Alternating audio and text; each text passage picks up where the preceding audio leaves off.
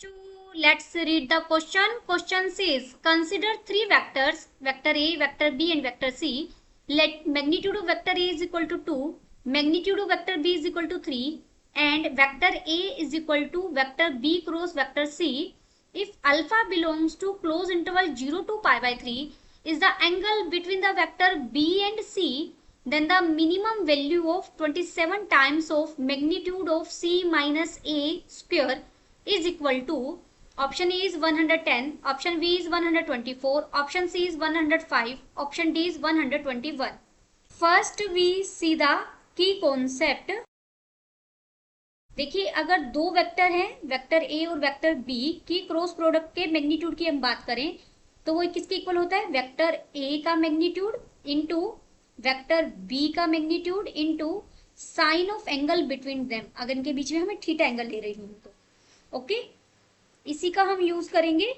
अब देखिए हमें सबसे पहले क्या गिवन है, मुझे गिवन है वेक्टर ए इक्वल है vector B cross vector C के साथ।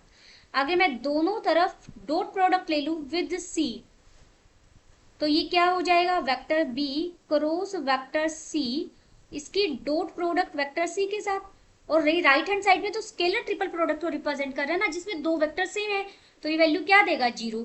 सिमिलरली अगर आप वेक्टर ए की डॉट प्रोडक्ट वेक्टर बी के साथ चेक करें तो वो भी क्या आएगी, 0। आप ये भी कह सकते हैं कि बी क्रॉस सी जो वेक्टर है वो परपेंडिकुलर होता है बी और सी दोनों पर, ठीक है। बी क्रॉस सी वेक्टर क्या है, वेक्टर ए, तो vector A dot vector perpendicular तो डॉट प्रोडक्ट 0 आएगी। पहले तो हम इस कंक्लूजन पर पहुंचे। अब मुझे क्या फाइंड आउट करना है, देखिए मुझे चाहिए मैग्नीट्यूड लेना है वेक्टर सी माइनस ए का स्क्वायर।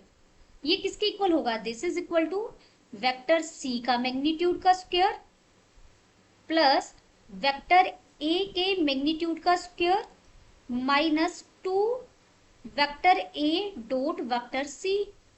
अब वेक्टर सी तो मुझे पता नहीं, सी का मैग्नीट्यूड तो मुझे नहीं पता, ए का मैग्नीट्यूड मुझे 2 दिया गया तो यहाँ 4 आ जाएगा और ये तो 0 है तो पूरा 0 बन जाएगा, ए डॉट सी अभी हमने बात की। तो अब तक हम किस कंक्लूजन पर पहुंचे, vector C minus vector A का जो स्क्वायर है वो इक्वल है 4 प्लस वेक्टर सी का मैग्नीट्यूड का square.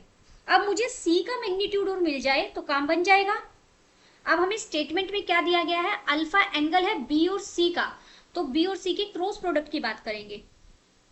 Now vector A equal है vector B cross vector C के, दोनों तरफ आप मैग्नीट्यूड ले लीजिए, ये बन जाएगा वेक्टर ए इक्वल है वेक्टर बी का मैग्नीट्यूड डॉट वेक्टर सी का मैग्नीट्यूड इनटू साइन, और दोनों के बीच में एंगल अल्फा मुझे स्टेटमेंट में दिया गया है।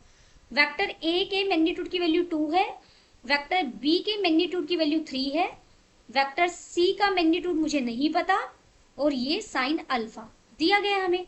दिस इंप्लाइज यहां से वेक्टर सी का मैग्नीट्यूड हो जाएगा 2/3 साइन अल्फा। इसे हम इक्वेशन फर्स्ट बोल देंगे और इसमें ये वैल्यू रख देंगे। फ्रॉम फर्स्ट अगर हम फर्स्ट से चेक करें तो ये क्या बन जाएगा, सिर्फ हमने 2 स्टेप किए हैं, सी माइनस ए के मैग्नीट्यूड का स्क्वायर हमें चाहिए ही था तो हमने वही लिखा है, ओके। इसका square is equal to 4 plus इसका स्क्वायर हो जाएगा 4/9 और साइन स्क्वायर अल्फा। अब स्टेटमेंट में देखिए हमें मिनिमम वैल्यू चाहिए 27 टाइम्स ऑफ, चलिए मैं यहाँ 27 भी आप यहाँ साथ में ही कर सकते हैं, मैंने 27 मल्टीप्लाई भी कर दिया। मुझे इसकी मिनिमम वैल्यू चाहिए, इसकी मिनिमम वैल्यू देखिए 4 कांस्टेंट है, 4 कांस्टेंट है, 27 9 ये सब तो कांस्टेंट फिक्स्ड वैल्यूज हैं। तो अब इसकी वैल्यू मिनिमम या मैक्सिमम किसकी वजह से आएगी, इस अल्फा की वजह से।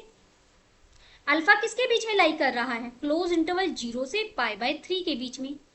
एक बार और लिखते हैं क्या चीज है, देखिए 27 times of vector C minus vector A के मैग्नीट्यूड का स्क्वायर इक्वल है 27, 4 प्लस था यहाँ पर बीच में और ये बन गया हमारा इससे पहले 4/9 और नीचे है साइन स्क्वायर अल्फा।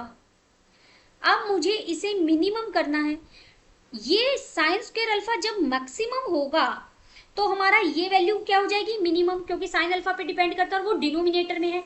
डिनोमिनेटर जितना बड़ा होगा टर्म उतनी ही छोटी हो जाएगी। और अल्फा 0 से π/3 के बीच में साइन अल्फा कब मैक्सिमम होगा, ऑब्वियस है π/3 पर।